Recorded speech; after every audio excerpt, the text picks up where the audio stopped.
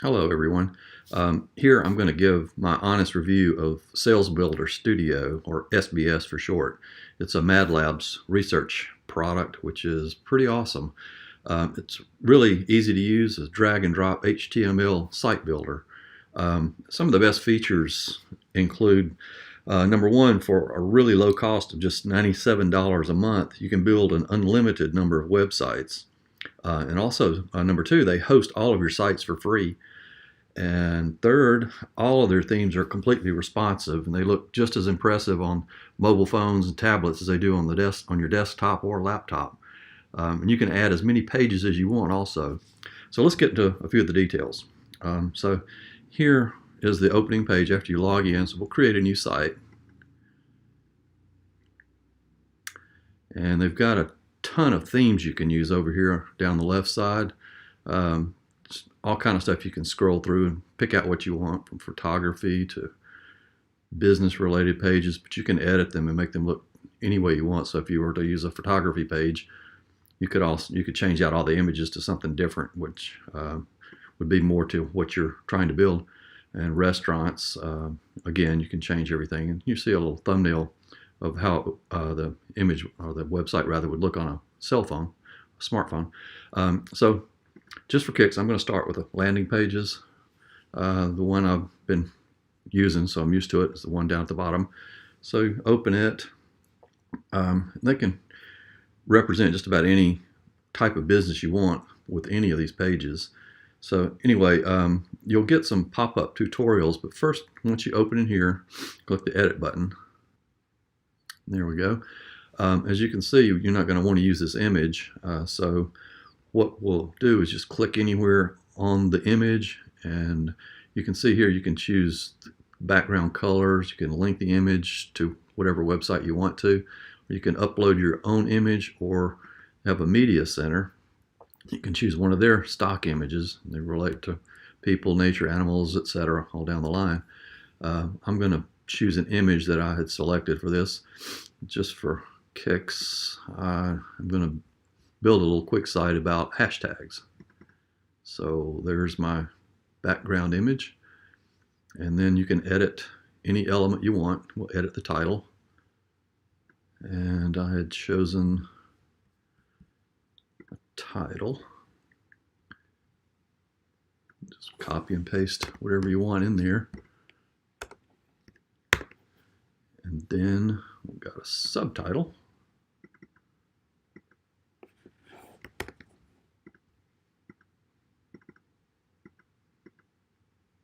Edit the subtitle. You can put anything you want in there, and also you can hyperlink these elements to anything you like, and you can create your buttons down, your bullet points rather, down here. Or you can delete an element if you wanted to. If you didn't want the bullet points there, you just exit off and they go away. Just real quick, we'll see what this looks like online. So you go up to the Publish button. You're going to click Update Temporary URL. And just want to name your page, so we'll name it Hashtags. If I can spell.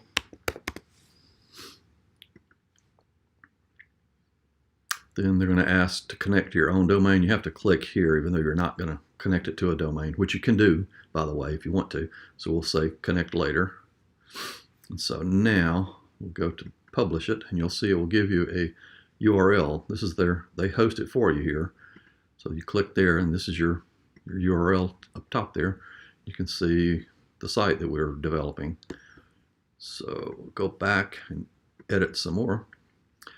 Okay, so you can edit all that. You can, like I said, you can hyperlink any of those elements to whatever website you want. So for example, let's just hyperlink this one, the title. We'll choose an external URL. Why don't we say, okay, we'll save that and publish again. Go to our URL, click the headline, and there we are, going right to Google. Okay. Some of the other things you can do, you can add as many sections as you want to the pages. by clicking the plus button between the sections, and it'll open up a choice of sections. You can choose any of these different elements you want to use. Just for this one, I've got an article we're going to place in there. So we'll just choose the first one that comes up. And we're going to edit the title first. Okay. And I have a saved article over here. I copied this from someone else. You don't want to do that. You want to use your own content. You don't want to use duplicate content. And we'll paste the subtitle in, or the title rather. I'm going to eliminate a subtitle. I don't think we need that for right now. Oh well, we'll go ahead and put something in there just for kicks. Okay.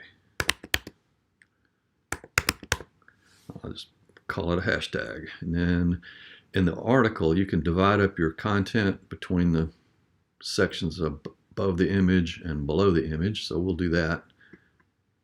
And we're going to edit the first portion. Just insert this in here.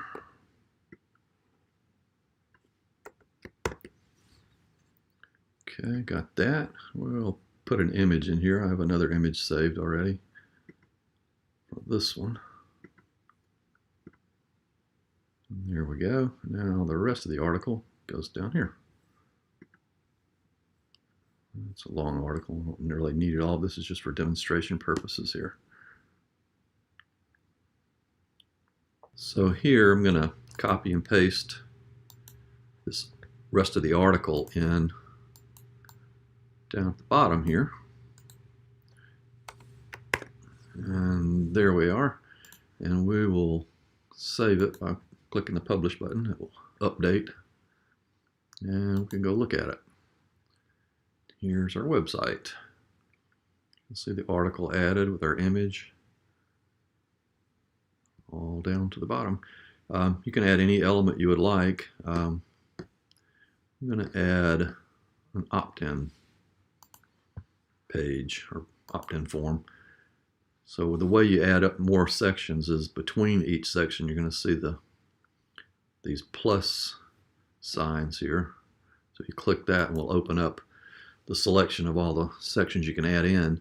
You can see you can add any of these articles like we did a minute ago, social, call to actions, testimonials, etc. I'm going to use a form, which is just a contact form. We'll place it inside. And to edit, you can, if you wanted to remove the name field, click it, well, where'd it go? You can go down to the X and get rid of it. Now for email, you can connect this with your favorite autoresponder. Go to the form settings, and so you send the form to email or to a mailing list. We'll choose mailing list, and then we configure it.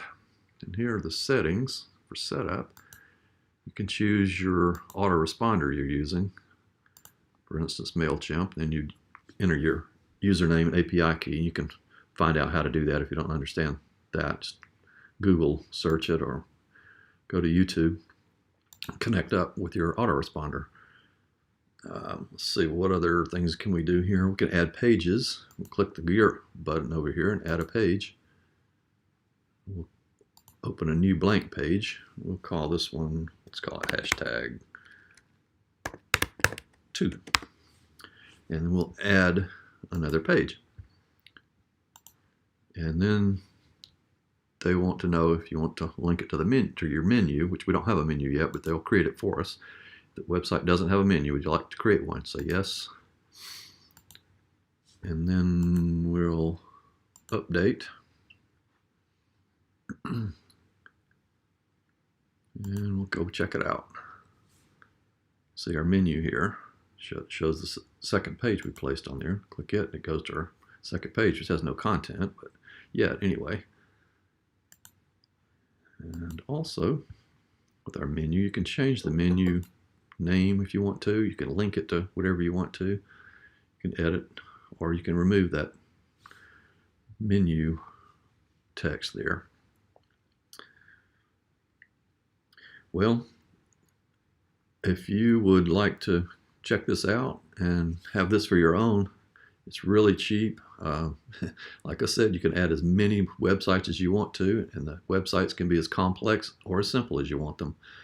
So if you'll click the link in the description below, you can get access to it, or at least find out more about it and see what it takes to build your own online empire with as many websites as you want to place in the webosphere.